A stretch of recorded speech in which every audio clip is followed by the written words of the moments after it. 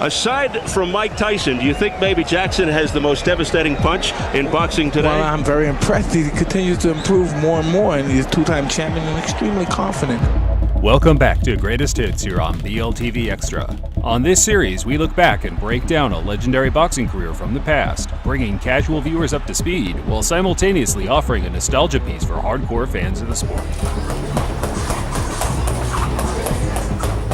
On today's video, we turn the clock back to the early 90s and recap, according to many credible journalists and historians, the single greatest one-punch KO artist in the sport's history. A man that entered the ring with ice in his veins and pure, unadulterated power in his fists. One Julian the Hawk Jackson. Whenever I enter the ring, I feel that I'm not going to go the distance. Regardless of what happened, I just feel that the fight will not go the distance.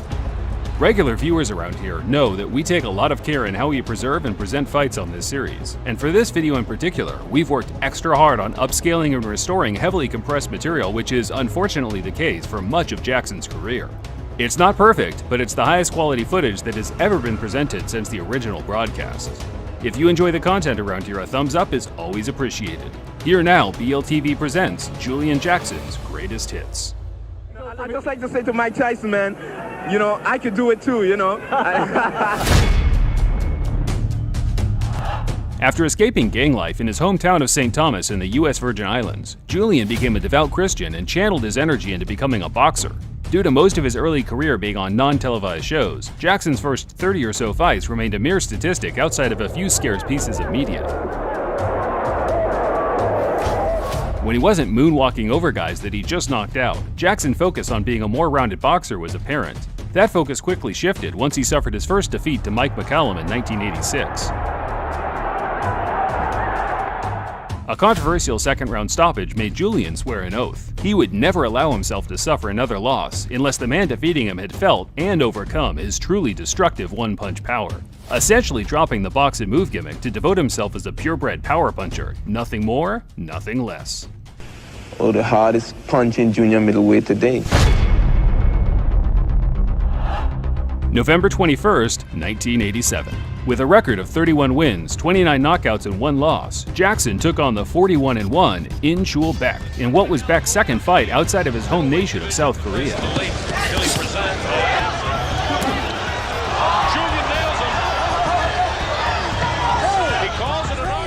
It was a sloppier version of Jackson compared to what the fans were used to, yet his intent to score a knockout in the opening minutes was apparent, with his frantic approach only adding to the excitement. Good first round, Julian. Don't give him a breather. There's a right hand again. Beck is ready to go. Good right hand. Vicious another right. Julian Jackson is the new WBA World Junior Middleweight Champion. If he comes out storming, then we're gonna have stormy weapons. If he comes out thinking, then I'm gonna have to go through the old chessboard. Jackson made his first title defense against the former IBF champ and evidently cocksure Moses Buster Drayton. Drayton was an aging fighter, but more than capable of drowning untried challengers with his vast experience. Drayton fights by his own book, I guess you'd call it. He's liable to do anything in there. To the side of which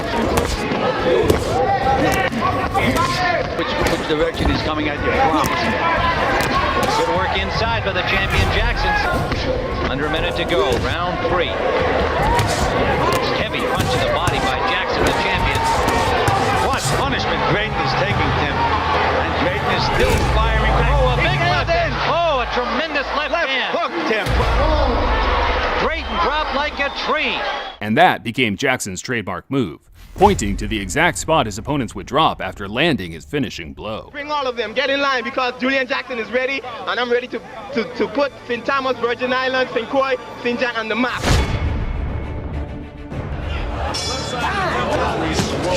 WBA Junior Middleweight Championship of the World. Champion Julian Jackson is gold. And again, Jackson is trying to rail the body so hard that the Asians can't keep the hands out. Bars his left hand. And you're trying too hard. You step in with that jab and you get everything done that you want to do, right or wrong. As he often did, Jackson came out unleashing a vigorous assault to the body, softening and catching DeJesus off guard when he eventually switched things up top.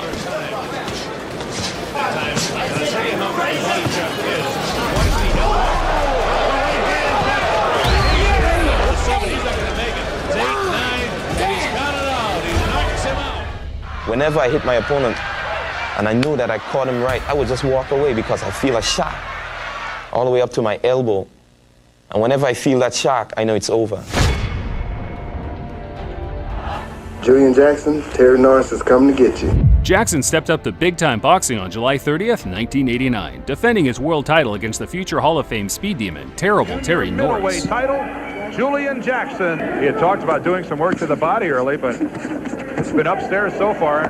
Terry Norris, rather exciting combinations. Brilliant hand speed, Norris. Good chopping right hand, and Terry Norris right here in the opening seconds has taken all the play away from the champion. I think Julian Jackson's having a lot of trouble with the speed. Norris came out and took complete control of the action, forcing Jackson on the back foot by landing a plethora of his signature combinations. A disjointed Jackson stuck to his game plan, confident in his ability to end the fight once the opportunity presented Overhead itself. chopping right, and again the incredible knockout ratio of Jackson. And then right in that, Terry Norris is gone. He lost his concentration for one critical moment and caught a right hand from the champion. And I try to just keep a positive mood about myself and really go out there and try my best. Win, lose, or draw, I'm always a winner. All right, we had a fight a little bit earlier this afternoon that I think that you'd like to see just how it ended.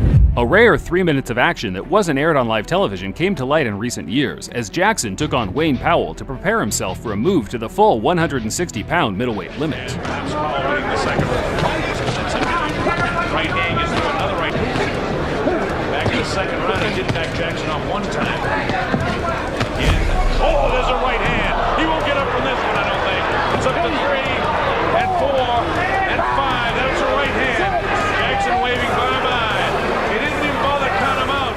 I'm just thankful this one at least made its way onto the internet. A murderous finish. Jackson's so dangerous with that right hand. This guy can punch. It was one of the hardest punches I've ever seen thrown by a middleweight. Jackson's mission to become a two-weight world champion saw him venture to sunny Spain to take on Britain's own Harold "Bomber" Graham. Oh man, it's going to be action from the round one, you know, and Harold Graham will definitely be on the bike. I know that.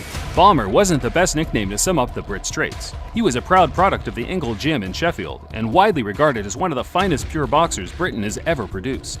A defensive wizard that could switch hit out of the southpaw stance. This is 12 from the opening round.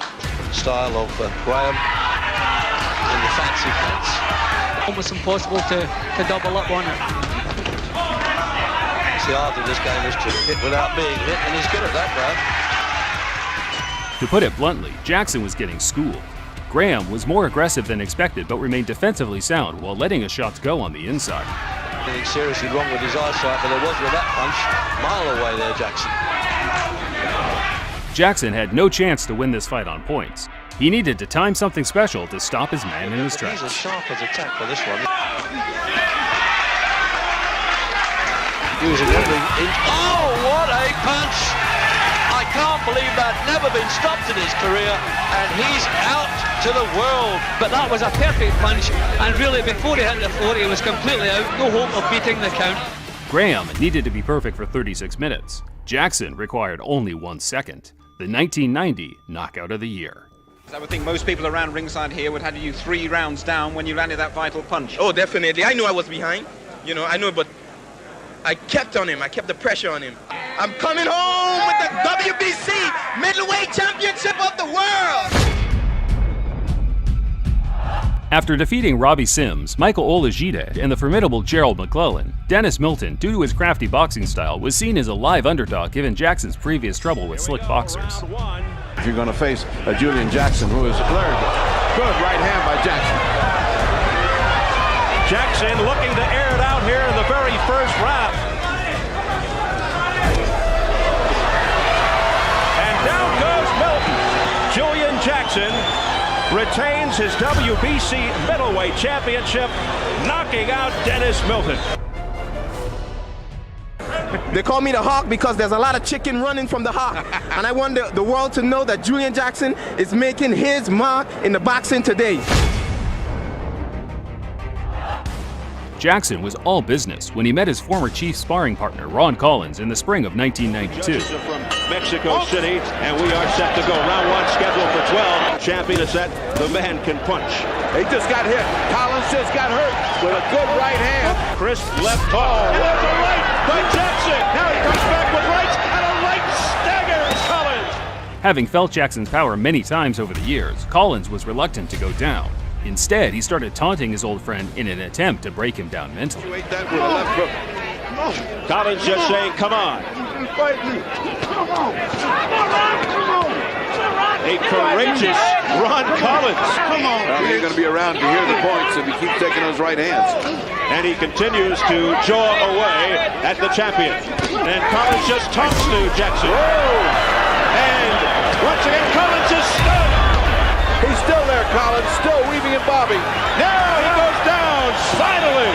That should be it. That's it. That is it. Julian Jackson with a big knockout. One of the things that seemed to confuse you was he kept talking to you all during one of those rounds. What was he saying? Well, he was trying to get me to punch myself out, and I realized it, so I held back, you know, and I let him make the mistake. After his loss to Mike McCallum in 1986, Jackson produced a clean 17 straight victories, with 16 of those coming by knockout. Yet, due to poor management and promotion, he never became a star in his own right, often fighting on Mike Tyson and Julio Cesar Chavez's undercards. And as the years passed, fans started noticing a decline in the Hawk's skills. The power remained as devastating as ever, but his ability to set up shots, footwork, and overall stamina became a negative focal point, which was worrying considering his next challenge was arguably the most problematic of his entire career. Dangerous #1 hitman in America. Dubbed the most dangerous man in America, the G-Man, Gerald McClellan was the hottest prospect in world boxing, and according to the Kronk's Emmanuel Stewart, the most talented fighter he'd ever trained. The G-Man was on his way up, the Hawk was on his way down. Yet in all the years before and after, fight fans have never been blessed to witness a power puncher showdown of this magnitude, certainly at the middleweight limit. Off the familiar words of referee Mills Lane. But Julian Jackson starts in a hurry, as you can see. There's nice, good. There it is, a big right hand. Something we spoke about earlier, using that jab. Bam, the right hand over the top. McClellan can bang, as we said. You got to look for this guy early. Here he is early. And Jackson is rocked in the opening minute of the fight. McClellan started fast, showing no fear, unfazed by Jackson's offensive skills. Jackson responded well, landing some hard counters of his own. Two-time world champion. Oh, look out! After the first few minutes, it was clear this wasn't going the distance. Land 2 or 3 good shots and even up the round. I mean, this is kind of an even fight right now, folks. Reflex, and that takes your legs out from under you. Ooh, nice shot by Julian. As he goes upstairs, no chance of South there. Julian got a winner right here. Down goes Jackson. A left hook by Gerald McClellan almost sent him through the ropes. He's not going to make this, Bobby. He's not going to make this. Julian Jackson doesn't know what he said. It's over. Mills Lane has stopped the fight. A testament to his character, Jackson remained gracious in defeat. You live by the sword, you die by the sword. A quote that epitomizes the closing chapter of Julian Jackson's career. God bless you, man. Jackson lost to McClellan in a scheduled rematch in 1994 before recapturing his WBC title against Agustino Cardamone the following year. Afterward, the Virgin Islander traded knockout victories with various middleweight contenders, staying true to his killer be-killed style until the very end in 1998. I think that I give to boxing the greatest fights. The people wanted to see Julian Jackson, and I've given them 100%. I've given them all that I have. I've given to boxing 110%, let me say that. And I don't think that I've received, my due recollection, what I think I deserve from the promoters, especially the fans were there. There was no doubt about it. And I appreciate the fans and all that, came out and supported me. It saddens me that Jackson never got his due credit being the dominant, exciting, and gracious champion he was. Editing back these fights and seeing limited people in the crowd was a visual indication that his promotional team, that being Don King, failed him dramatically in a period where boxers with the tools similar to Jackson had the potential to earn 7, 8, or 9-figure paydays. Of course, Don King wasn't the only problem. Being non-American didn't help, and while Mike Tyson and other top heavyweights attracted all the casuals' eyes, Jackson, among many other talented lower weight fighters, had to go above and beyond just to feature on their undercards. You know, I just like to say to Mike Tyson, man, you know, I could do it too, you know? In spite of that, the post-retirement years have favored Jackson, particularly in the digital age we live in today. Fans and journalists make videos and write articles year-round knowing that a potential of millions will tune in and be captured by the almost supernatural stopping power that Jackson possessed. I've made boxing videos for years, covered thousands of fights and fighters, and from my personal perspective, he is unquestionably one of the greatest KO artists in boxing history, at least from the guys I've covered. I must say this, though, that a lot of people ask me this question, that did I miss boxing, or do I miss boxing? Do I get the jitters and getting back into the ring? And I told them no, because indirectly I'm in the ring still. I'm coaching, and it feels as if I'm still in the game, and I think that really helped me a whole lot. And boxing could be a really tough sport outside of the ring as well as inside of the ring. And I've learned to respect it, and I'm trying to teach my athletes and teach my sons to respect the sport, and I believe the sport will respect them. It's been a pleasure watching, editing, and upscaling, and I hope you guys enjoy the final product as much as I did putting it together.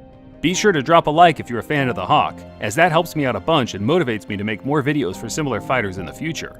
Until next time, this is BLTV Extra, signing off.